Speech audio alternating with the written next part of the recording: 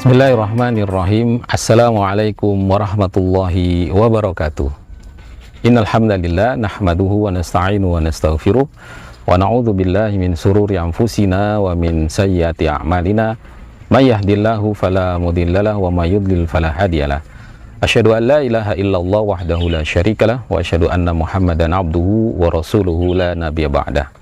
Allahumma salli ala sayyidina Muhammad wa ala alihi wa ashabihi ajmain, amma ba'du. Rabbi syrah li sadri wa yassir li amri wahlul 'uqdatam min lisani yafqahu qawli. Rabbi zidna ilma warzuqna fahma waj'alna minas sholihin. Sahabat, pemirsa, perisai umat yang dirahmati oleh Allah Subhanahu wa taala, bertemu kembali kita dalam kajian Ramadan.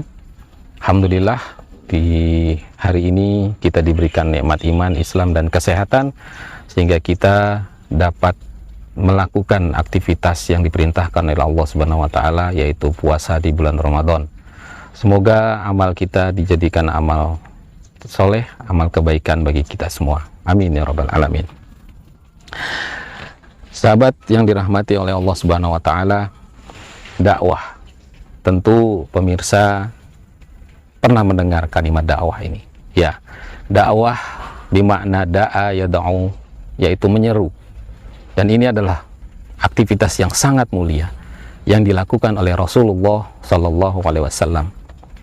Karena kita adalah umatnya, tentu saja kita juga harus mengikuti apa yang dilakukan oleh Rasulullah Sallallahu Alaihi Wasallam.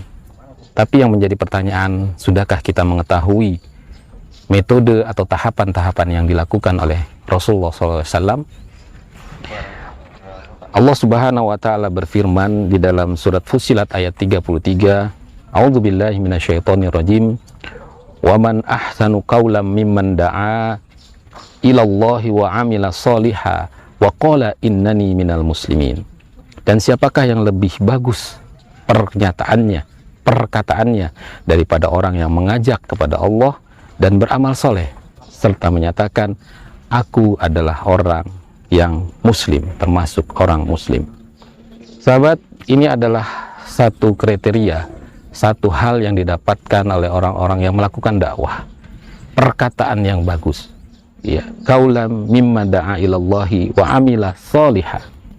Jadi ahsan qaulan, kalimat yang terbaik adalah mengajak, menyeru kepada orang-orang untuk beriman kepada Allah Subhanahu wa taala. Dan ketika kita melakukan dakwah, ini sifatnya adalah aktivitas yang wajib bagi individu kita. Karena di dalam salah satu hadis riwayat Al-Bazzar bahwa Rasulullah pernah bersabda yang artinya, hendaklah kalian benar-benar melakukan perbuatan amal ma'ruf, ya, dan benar-benar melarang perbuatan yang mungkar. Atau bila kalian tidak melakukan itu, Allah akan menjadikan orang-orang jahat di antara kalian berkuasa dan atas kalian. Dan banyak sekali kejahatan dan kemungkaran diperbuatnya. Lalu orang yang baik berdoa kepada Allah Subhanahu wa taala, tapi doa mereka tidak diterima. Naudzubillah min dzalik. Pemirsa, perisai umat, dakwah yang dilakukan oleh Rasulullah SAW menciptakan generasi-generasi emas yang pertama. Sebut saja Ali bin Abi Thalib, Zubair bin Awwan. Kalian tahu berapa umurnya ketika dia masuk Islam? 8 tahun. Begitu juga Talha bin Ubaidillah, ya, 11 tahun. Al-Arqam bin Bani Arqam, 12 tahun. Ya, orang-orang muda yang bisa diajak untuk melakukan dakwah dan mereka menerima. Tentu saja ada juga kaum yang sudah senior, ya, dan banyak sekali yang senior juga melakukan dakwah. Pertanyaannya adalah, ya, apa tahapan yang dilakukan oleh Rasulullah SAW ketika beliau bisa merekrut, ya, orang-orang yang super tersebut? Setidaknya ada 3 tahapan yang dilakukan. Namun pada kesempatan pagi ini kita menyampaikan 2 saja. Yang pertama, proses yang dilakukan oleh Rasulullah SAW adalah tahapan taskif, tahapan pembinaan yang intensif. taskib al-murakkazah yang dilakukan oleh Rasulullah SAW untuk membina orang-orang yang pertama kali masuk Islam agar kuat akidahnya, kesikohannya terhadap Rasulullah, kesikohannya terhadap agama harus dipegang. Makanya tahapan ini di awal-awal dakwah Rasul dilakukan dengan sembunyi-sembunyi, karena pada saat itu masanya adalah masa jahiliyah, masa di mana agama Islam masih baru, dianggap sebagai agama yang memecah belah.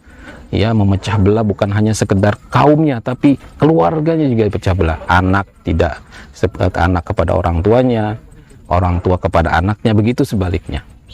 Oleh karena itu awal-awal dakwah dilakukan dengan cara sembunyi-sembunyi. Tapi seiring waktu dakwah dilakukan, kemudian akhirnya diperintahkan oleh Allah Subhanahu wa Ta'ala untuk melakukan apa? Aktivitas terang-terangan berdakwah. Dan Masya Allah, pada saat proses-proses tahapan taskif itu berjalan, kemudian ada perintah dari Allah Subhanahu wa Ta'ala untuk melakukan dakwah yang terbuka, maka masuk kepada tahapan yang kedua. Tahapan yang kedua itu adalah tahapan tafaul mal ummah, berinteraksi di tengah-tengah umat. Dan ini adalah tahapan yang sangat genting, sangat menentukan. Kenapa? Karena apa yang dipelajari selama ini, apa yang dididik Rasulullah SAW kepada sahabat yang ikut, ini diuji di tengah-tengah masyarakat yang pada saat itu jahiliyah. Dan apa yang terjadi? Banyak sekali kejadian-kejadian sangat mengiris hati. Sebut saja ada pemboikotan, ada pembunuhan, bahkan ada sahabat, ya karena dia seorang budak disiksa untuk bisa keluar lagi ke dalam dari agama Islam itu. Tapi apa yang terjadi? Sahabat itu tetap sikoh, karena dari proses pertama dilakukan taskif, pembinaan sangat kuat.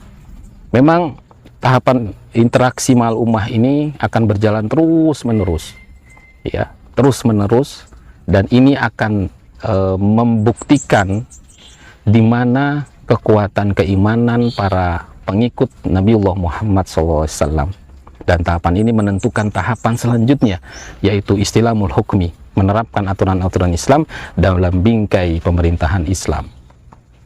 Sahabat pemirsa yang dirahmati Allah Subhanahu wa Ta'ala, setidaknya dua tahapan ini harus kita jalani ketika kita mau melakukan aktivitas dakwah yang sama dengan Rasulullah SAW. Dan di bulan Ramadan ini, aktivitas ini akan berlipat ganda pahalanya.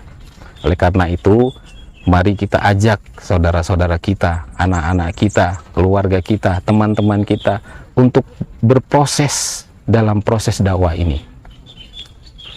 Jalani proses taskif, diiringi dengan keikhlasan dalam melakukan aktivitas tersebut.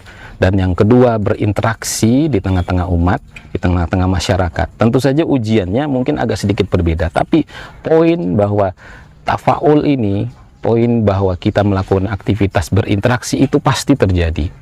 Dan ketika kita sabar, istiqomah melakukan aktivitas ini, maka kebahagiaan, ridho Allah Subhanahu wa Ta'ala akan kita terima. Sahabat, pemirsa perisai umat, mungkin demikian yang bisa saya sampaikan pada kesempatan hari ini. Moga bermanfaat bagi kita semua. Alafu minkum billahi taufiq wal hidayah. Wassalamualaikum warahmatullahi wabarakatuh.